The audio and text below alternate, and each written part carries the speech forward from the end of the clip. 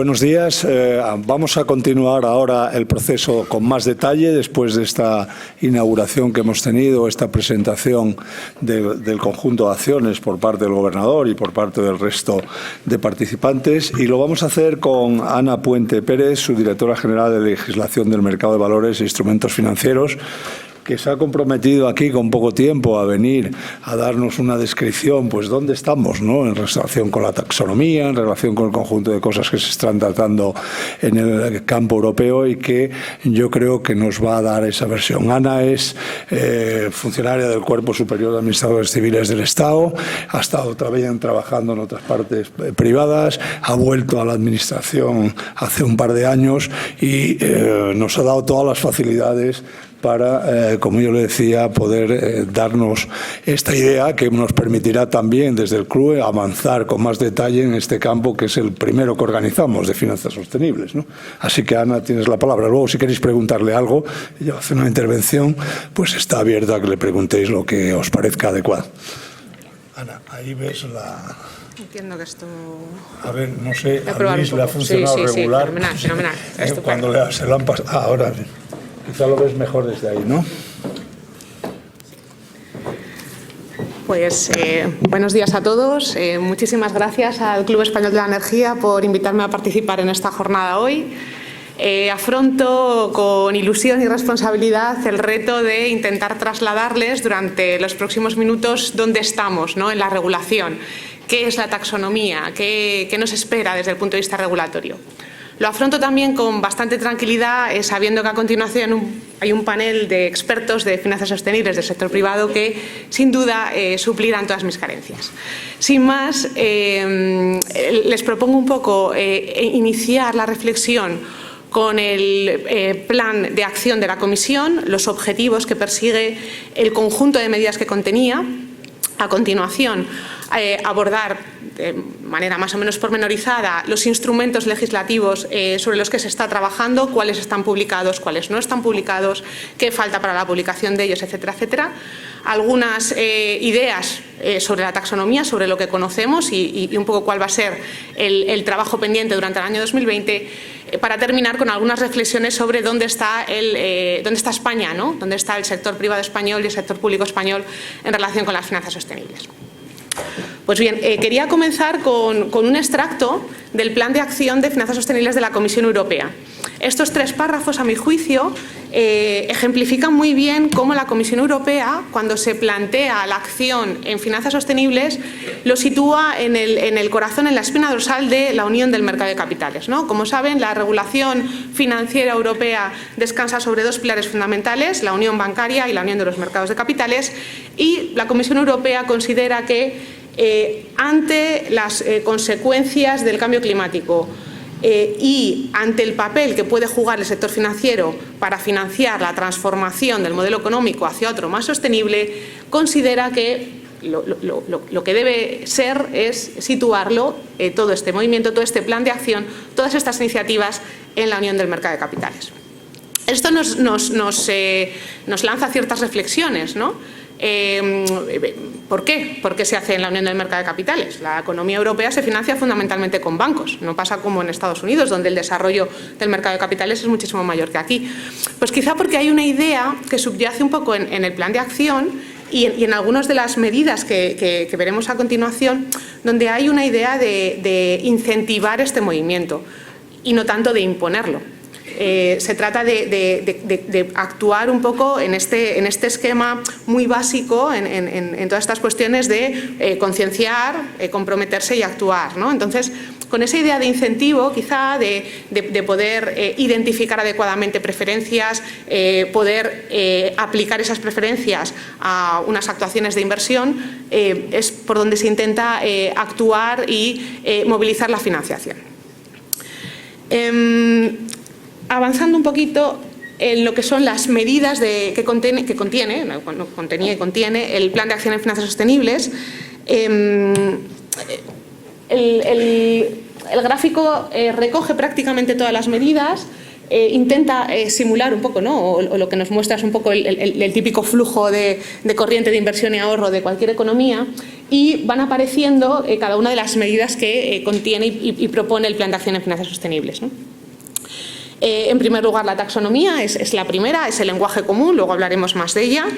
Clasificar las actividades sostenibles, que todos podamos entender qué es sostenible y qué no es sostenible. Con este lenguaje común de identificación de actividades sostenibles se podrán establecer etiquetas para identificar los productos financieros sostenibles. Hay un principio, hay una acción de fomento de inversiones sostenibles que no aparece aquí, pues quizá más dirigida a la movilización de recursos públicos, ¿no?, por parte de la Unión Europea. En cuarto lugar, la incorporación de la sostenibilidad en el asesoramiento financiero, pues como he dicho antes, para poder recoger adecuadamente las preferencias de los inversores. En quinto lugar, establecer índices de sostenibilidad, parámetros de referencia, dice la versión española del Plan de Acción, en definitiva los benchmarks de cambio climático, ¿no?, de los que también hablaremos después, que sí que hay un reglamento europeo al respecto. Muy interesante la acción número 6, integrar la sostenibilidad en las calificaciones crediticias. No hay normativa al respecto.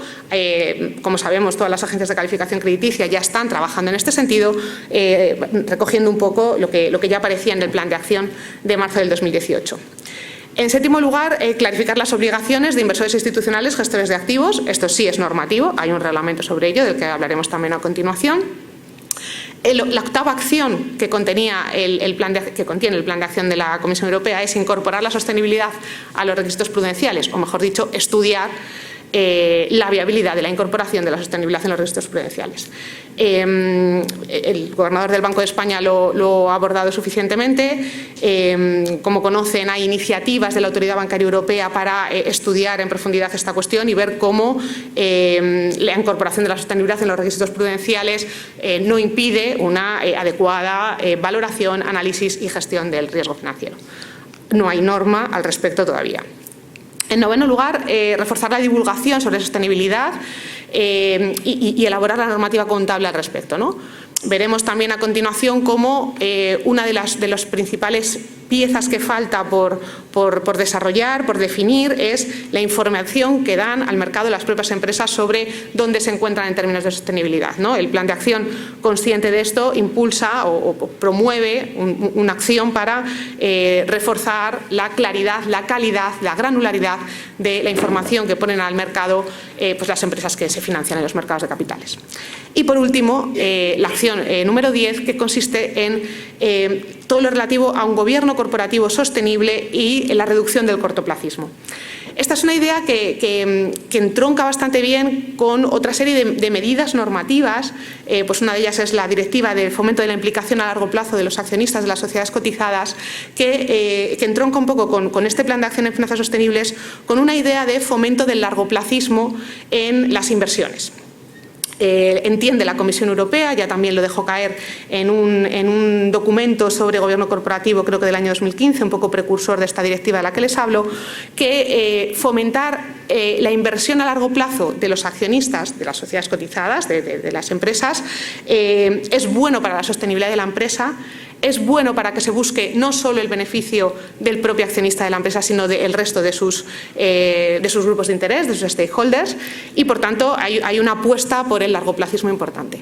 De nuevo, hay una apuesta, hay un fomento y no hay una imposición. No podría ser de otra forma. Yo creo que todos conocemos más o menos cuál es el horizonte de inversión de un inversor medio en España y pues muy largoplacista generalmente no es y no puede ser, ¿no? Entonces, bueno, eso hay que coordinarlo, ¿no? Pero, insisto, este Plan de Acción en Finanzas Sostenibles de la Comisión Europea también recoge un poco estas ideas de fomento del largoplacismo o reducción del cortoplacismo y sus posibles perjuicios para las empresas. Bien, vamos a pasar ya a repasar las principales iniciativas legislativas que se han elaborado conforme a este plan, dónde se encuentran, cómo están, publicadas, no publicadas, en vigor, no en vigor y qué falta, etcétera, etcétera. El Plan de Acción de la Comisión para la Financiación de la Sostenibilidad se publicó en marzo del 2018 y en mayo de 2018 la Comisión Europea publicó 5 propuestas normativas, de las cuales las más importantes son esas 3 que ven ustedes ahí: el reglamento de taxonomía, el reglamento de divulgación, reglamento de obligaciones de divulgación de gestores de activos e inversores institucionales, y el reglamento de índices de referencia. Estas 3 normas, normas de nivel 1, normas marco, normas generales, nuevas, se completaban con otras 2 normas de desarrollo y complemento de normativa preexistente. La directiva MiFID, que muchos de ustedes conocerán, la directiva de mercados e instrumentos financieros, regula con carácter general toda la prestación de servicios de inversión en Europa, y la Comisión Europea completaba y desarrollaba esa directiva precisamente para incorporar en el asesoramiento financiero los elementos de sostenibilidad para recoger adecuadamente las preferencias de los inversores. La otra norma de desarrollo hacía exactamente lo mismo en el ámbito de los seguros, en esa misma labor de asesoramiento que se hace en ese ámbito, ¿no? No me detengo mucho más en ellas porque, bueno, son un poco desarrollo, complementarias, etcétera, ¿no? Quizá merezca más la pena que nos centremos en las 3 normas de nivel 1. Las 3 normas se lanzaron a la vez, en el mismo momento del tiempo, y las 3 normas se comenzaron a negociar, digamos, a la vez en el Consejo, ¿no? Como conocen, la Comisión Europea lanza una propuesta normativa, el Parlamento Europeo va haciendo su trabajo al respecto, el Consejo de la Unión Europea va haciendo su trabajo al respecto, primero a un nivel muy técnico, que es en el que nosotros participamos más directamente, hasta que, digamos, ese trabajo se va decantando y elevando hasta tomar la decisión política en un acuerdo de orientación del Consejo y luego en un acuerdo común en los trílogos, ¿no? Bien, pues las 3 normas, digamos, empezaron a negociarse a la vez, y yo creo que a los 3-4 meses de la negociación, pues ya se veía con claridad que el reglamento de taxonomía requería de un trabajo intenso y adicional en la negociación. El reglamento de divulgación y el índice de referencia, bueno, pues el reglamento de divulgación pretende fundamentalmente 2 objetivos. Está dirigido a gestoras de activos, es decir, toda entidad financiera que toma decisiones de inversión por cuenta de otros o gestiona un patrimonio, una cartera, pues para dar satisfacción al perfil inversor de sus clientes. Tienen que hacer 2 cosas. Primero, integrar el riesgo climático dentro de toda su gestión de riesgos. Como sabe, una gestora tiene que tener una política interna de gestión de riesgos muy potente en distintos ámbitos, pues liquidez, crédito, etcétera, etcétera. Pues el riesgo climático debe ser incorporado en su política de gestión de riesgos, eso por una parte, y por otra debe ser absolutamente transparente y divulgar hacia sus clientes cuáles de las inversiones que gestiona en su nombre son sostenibles o no son sostenibles conforme a la taxonomía. Esto se inserta dentro de la vida de la gestora con normalidad. Luego, la incorporación y el cumplimiento de estas obligaciones pues serán supervisadas por en España por la CNMV, ¿no? por su supervisor habitual. Es importante también un poco distinguir qué tipo de obligaciones van a estar sujetas a supervisión y qué tipo de obligaciones tendrán supervisión, pero será pues a lo mejor el escrutinio del mercado o otro tipo de revisión o de estándar de cumplimiento. En cuanto al reglamento de índices de referencia, pues como conocen, intenta clarificar y establecer el marco en el que pueden lanzarse al mercado índices climáticos, índices que puedan englobar emisores que declaran tener bajas emisiones en su actividad. Y bueno, el reto fundamental en el ámbito del reglamento de índice de referencia es recoger los índices que el reglamento prevé para aquellos que se consideren alineados perfectamente con París. Estos índices son especialmente exigentes, especialmente restrictivos, y bueno, y hay que ver cómo el mercado se va a acomodar a ellos, ¿no? Insisto, como digo, estos reglamentos, pues dentro de lo que es una negociación y las complejidades que ello implica, pues se llegó a un acuerdo con relativa agilidad sobre el contenido de las obligaciones y la forma en la que iban a ser exigidas, ¿no? No fue así con el reglamento de taxonomía. Voy a explicar un poco los elementos fundamentales de la taxonomía, luego pasaré a explicar los trabajos del grupo de expertos técnicos creado por la Comisión para intentar clarificar un poco dónde estamos y qué se espera de esta normativa. Si hubiera que quedarse con 2 ideas sobre la taxonomía, creo que elegiría las siguientes. La taxonomía es binaria y la taxonomía es dinámica. ¿De acuerdo? El funcionamiento de la taxonomía descansa sobre los siguientes elementos, como aparece ahí. En primer lugar, 6 objetivos de sostenibilidad. En segundo lugar, un principio de no daño. Y en tercer lugar, el reconocimiento de actividades en transición. Bien, el reglamento de taxonomía, y aquí no ha habido variación desde la propuesta de la Comisión hasta el último texto cuyo enlace tienen ahí. El reglamento de taxonomía no está publicado en el Diario Oficial todavía, los dos anteriores sí, y el reglamento de taxonomía pues se está terminando un trabajo técnico de redacción para su próxima publicación en el Diario Oficial. Pero el acuerdo político, el contenido de este acuerdo político sí está cerrado y terminado, ¿no? Entonces, como decía, los elementos que permiten entender la taxonomía son los siguientes: los objetivos de sostenibilidad, el principio de no daño y las actividades en transición. Una actividad económica solo puede considerarse sostenible conforme a la taxonomía de la Unión Europea si cumple, al menos contribuye al menos a la consecución de uno de esos 6 objetivos de sostenibilidad, que luego repasaremos rápidamente, con una cláusula de cierre, el principio de no daño, asegurando además que no perjudica a ninguno del resto de objetivos de sostenibilidad. Los objetivos de sostenibilidad son 6: adaptación al cambio climático, mitigación del cambio climático, tratamiento de las aguas y cuidado de las aguas y los recursos marinos, prevención de la polución, fomento de la biodiversidad, protección de los ecosistemas y economía circular, muy importante. Luego, para que una actividad económica pueda ser considerada sostenible, tiene que demostrar su contribución al menos a uno de estos objetivos y tiene que demostrar también que no perjudica a ninguno de los demás. Algunos elementos de objetivos, de política, de las cuestiones que fueron complicadas en la negociación y que nos hacen ahondar un poco en esta idea que les intentaba trasladar de que la taxonomía es binaria. Hay muchas formas de hacer esto.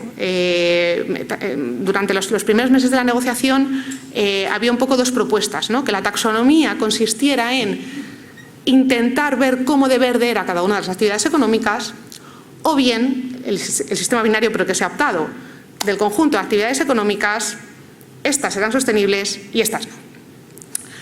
Ventajas e inconvenientes de cada una de ellas. Pues la taxonomía binaria, que es la que tenemos, señaliza, identifica con toda claridad, sin duda alguna, qué es sostenible y qué no es sostenible. Probablemente no haya dudas, no hay discusión. Bueno, esto es un poco, no es ni un poco, ni mucho ni poco, es o no es, ¿no? ¿Cuál es el riesgo que había que gestionar y que hay que gestionar en este escenario de taxonomía binaria? Pues que el que no esté en la taxonomía, con todos estos objetivos de movilización de recursos, etcétera, etcétera, pues puede quedar un poco fuera del circuito financiero, fuera de la financiación en mercado de capitales, puede quedar un poquito estigmatizado a la hora de financiarse y quizá no es lo deseable, no es el objetivo que perseguimos, echar a nadie del mercado financiero. Esto habría que analizarlo, evaluarlo y darle una solución. Por el contrario, pues una taxonomía de red, una taxonomía gradual, una taxonomía donde cada actividad dice cómo de verde o no soy, bueno, pues evita esa estigmatización, pues todo el mundo verá cómo es, más o menos, pero es verdad que se pierde un poco la claridad, la potencia de una señalización clara de qué es lo sostenible y hacia dónde tenemos que ir con toda claridad, ¿no?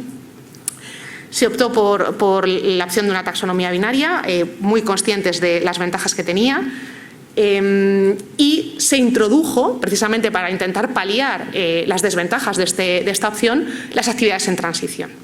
Claro, ¿qué ocurre si una determinada empresa situada en un sector de actividad que por las características de sus materias primas, de su gestión de residuos o lo que sea, se queda en el 4,5 y no llega al 5 para ser sostenible? Pues tiene que tener un mínimo de incentivo para poder seguir transformándose, contribuyendo a ese cambio de modelo productivo que todos queremos, ¿no? Y de ahí un poco el concepto de actividades en transición. No se expulsa del sector financiero, no queda fuera de la taxonomía, por así decirlo. Usted no es sostenible, pero reconozco su actividad en transición, reconozco sus inversiones para actualizar procesos, para invertir en las tecnologías que nos han explicado, etcétera, etcétera. Eso tiene un reconocimiento explícito, claro, intencional en el reglamento de taxonomía y creo que es muy importante para poder entender las distintas piezas de la regulación.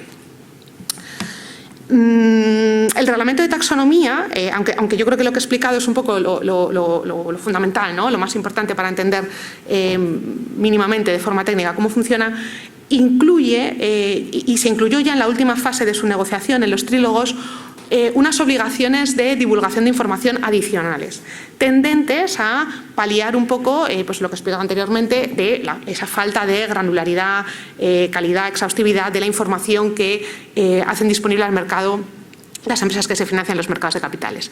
De esta forma, cualquier sociedad cotizada tiene que divulgar qué cantidad de, qué porcentaje, mejor dicho, perdón, qué porcentaje de su volumen de negocios es o no conforme a la taxonomía. El CAPEX y OPEX pues tiene que calcularlo conforme a la taxonomía y divulgarlo al mercado. Se está trabajando también para adaptar las particularidades que determinados sectores como el financiero pudieran necesitar para poder hacer adecuadamente estos cálculos, etcétera, etcétera. Pero intenta contribuir a que haya información suficiente o empezar a dar pasos para que haya información suficiente en el mercado para que el resto de actores puedan cumplir con sus obligaciones, de tal forma que el reglamento de benchmarks a la hora de establecer esos índices pueda tener información para poder elaborarlos y los gestores de activos, cualquier entidad que lleve a cabo esta prestación de servicios de inversión, de gestión de carteras, también pueda cumplir con las obligaciones que se le imponen. Vamos a avanzar un poquito más. ¿Cómo íbamos a ser capaces los Estados miembros de hacer todo esto solos? Imposible. Es decir, el componente técnico que tiene todo esto pues, es imposible llevarlo a cabo en la negociación de unas normas dentro del grupo de servicios financieros del Consejo, pues porque nosotros, me van a permitir la expresión, pues no tenemos ni idea del asunto sostenible, porque nos dedicamos a la regulación financiera, ¿no? Entonces, más allá de, por supuesto, una colaboración estrechísima con el Ministerio de Transición Ecológica y Reto Demográfico, que es su denominación actual, durante toda la negociación, la propia Comisión Europea contó desde el primer momento con un grupo de expertos técnicos que ayudaran a avanzar en la clarificación y determinación de métricas y cuantificaciones para determinar e identificar las actividades sostenibles. La Comisión dio un mandato a este grupo de expertos técnicos para elaborar una serie de trabajos que son los que aparecen ahí. La taxonomía como tal, el documento publicado en junio del año pasado, pues yo creo que lo conocen todos ustedes, como ahí el grupo de expertos técnicos va aplicando esta técnica de cómo contribuye a los objetivos, cómo no daña a todos los demás, etcétera, etcétera, bueno, pues en 67 actividades de 8 sectores económicos. Esto me lleva a intentar incidir un poco más o explicar cómo y por qué la taxonomía es dinámica, ¿no? La taxonomía es binaria y la taxonomía es dinámica. Consideramos o entendemos que faltan muchos años para ver una taxonomía completa. La taxonomía, el borrador o la propuesta de taxonomía pública ahora mismo no es completa. No es completa porque no ha abarcado todos los sectores económicos y no es completa porque ni siquiera ha analizado todos los objetivos de sostenibilidad. Respecto al objetivo de adaptación principalmente, creo que algo de mitigación y, insisto, 8 sectores, 67 actividades, pues entendemos que ha ido a lo más importante, a lo más urgente, ha seleccionado pues, con un criterio de prioridad lo que considera más importante, pero la taxonomía, pues, esos trabajos tienen que continuar, debe abarcar más sectores, más actividades y ir perfeccionando también esas métricas, esas cuantificaciones, ¿no? La tecnología avanzará, el sistema productivo evolucionará y la taxonomía deberá recogerlo, ¿no? Otros de los documentos que ha elaborado el grupo de expertos técnicos se refiere precisamente a esa divulgación de información no financiera, a cómo las empresas que apelan a los mercados de capitales dan información sobre ello. La Comisión Europea, como saben, esto entronca con otra normativa que es la Directiva de Información No Financiera, las guías publicadas ya por la Comisión Europea en base a estos trabajos del grupo de expertos técnicos sobre cómo deben divulgar información no financiera las empresas, directiva que, por cierto, está ahora mismo en revisión con una consulta pública lanzada por la Comisión Europea la semana pasada, con lo cual esta parte también está en permanente evolución. También el grupo de expertos técnicos publicó un documento sobre índices de referencia. Servirá para que la Comisión Europea a lo largo del año 2020 pueda hacer actos delegados, el desarrollo del reglamento de índices de referencia y también ha trabajado el grupo de expertos técnicos sobre un estándar de bono verde que repasaré a continuación. Hasta ahora, más o menos, creo que las piezas fundamentales de lo que tenemos a nivel normativo están ahí. El reglamento de taxonomía se publicará en el Diario Oficial las próximas semanas, los próximos meses y los trabajos que ha hecho el grupo de expertos técnicos se traducirán en actos delegados, en normas de desarrollo con carácter vinculante, en unos trabajos que se van a llevar a cabo a lo largo del 2020 y que se publicarán pues, a finales de este año o cuando la Comisión pueda o considere, ¿no? Pero el año 2020 es un año de trabajo sobre actos delegados de la Comisión, normas de nivel 2, que es en lo que nos encontramos ahora sobre los trabajos del grupo de expertos técnico. Hay que destacar mínimamente, y ya voy un poco resumiendo, el estándar de bono verde no será una norma jurídica como tal, no será vinculante, pero sí que intentará mejorar las iniciativas privadas existentes en este ámbito a las que también hizo referencia el gobernador del Banco de España. Disculpen que lo haya puesto en inglés, el esquema que plantea el grupo de expertos técnico para la emisión del bono verde recoge los elementos clásicos y tradicionales que todos conocemos del valorador externo, el allocation, antes, después, etcétera, etcétera, con una idea muy importante de armonización y claridad de un posible registro de valoradores externos para llevar a cabo las emisiones del bono verde europeo, ¿no? Y bueno, pues no voy a incidir más en la importancia que tiene España como emisor de bonos verdes en el mercado, tanto por parte de corporates, digamos, como por parte del sector financiero, que ha sido innovador fundamentalmente en las formas de emisión del bono verde, bonos sociales, bonos sostenibles, en formato garantizado, frameworks novedosos o pioneros en el mercado, ¿no? Y esto yo creo que es importante señalar cómo nuestro sector financiero muestra, pues yo creo que su compromiso y bueno, pues su interés, ¿no? por toda esta materia. El sector público también es un importante emisor. La COP25 ejemplificó todo esto que estoy diciendo. El sector privado llegó bueno, pues, a acuerdos importantes, iniciativas importantes de carácter cooperativo, colaborativo, reuniendo a todo el sector, aprovechando las sinergias de las distintas piezas de nuestro sector financiero, ¿no? Algo de mucha relevancia y no me extiendo más. Y por último, bueno, pues el compromiso del Gobierno es innegable, es máximo, pues no hay más que hacer referencia a la reciente declaración del Consejo de Ministros al respecto. Nada más, muchísimas gracias por su atención.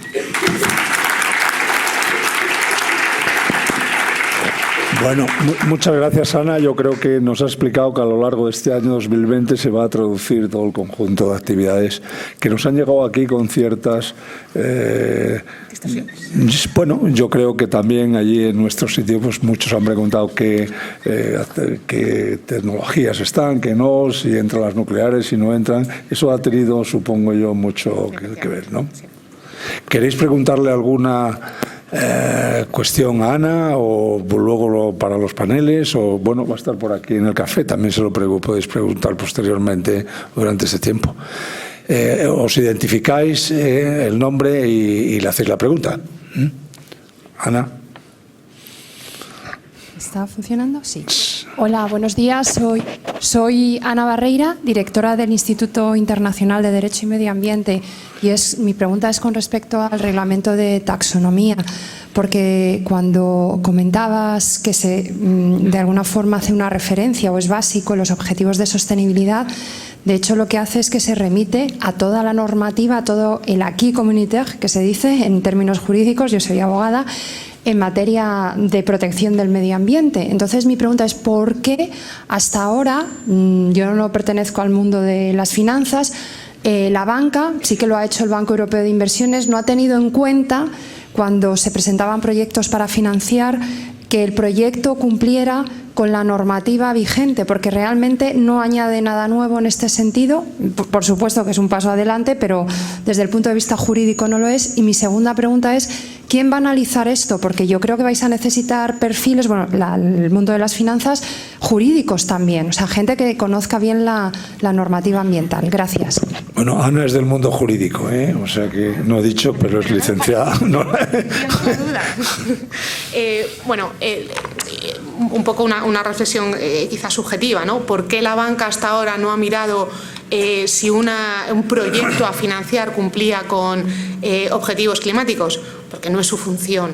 No es su función principal, no es su función original, no es su función primigenia. El banco tiene que dar préstamos en las mejores condiciones, midiendo los riesgos que ello implica, midiendo la capacidad de pago, midiendo algunas otras cuestiones, pero no es... Esto yo creo que es un añadido a toda su función, un añadido que es muy importante ahora, que probablemente impregne toda su labor, pero yo creo que el sector financiero no puede perder de vista, y es que el gobernador del Banco Español lo ha explicado mucho mejor que yo, ¿no? El banco tiene que hacer un análisis de riesgos. Ahora tiene que hacer ese análisis de riesgos y compaginarlo, equilibrarlo, contrastarlo, como queramos, con estos objetivos. Efectivamente, el reglamento de taxonomía ha tenido bastante negociación, en la que nosotros nos hemos fiado de todo lo que nos han dicho, precisamente para poder ajustar la definición de los objetivos a declaraciones internacionales, a acuerdos internacionales, otras normas europeas. Estoy completamente de acuerdo. No es nada nuevo en ese sentido, pero para el sector financiero sí es nuevo. Y yo creo que está justificado y es lógico que sea ahora cuando se toma conciencia de esos objetivos en el mundo financiero y se empieza a trabajar con ellos. Pero no, en mi opinión, no es tan obvio que tuvieran que haberlo incorporado antes. No, o al menos no en esta definición jurídica tan concreta, que es un poco lo que plantea la pregunta, ¿no? O sea, en el ámbito de la responsabilidad social siempre ha estado, pues por ejemplo, no he sido suficientemente clara en mi exposición al ver que es que no es solo sostenibilidad, es social, es gobernanza. La responsabilidad social de las entidades financieras siempre ha estado en esto. Ahora hay que empezar a incorporarlo en la parte un poco más de negocio, siendo consciente de que la actividad de préstamo como tal no está directamente afectada por la normativa que ahora mismo tenemos encima de la mesa. No sé si esto más o menos contesta a su pregunta.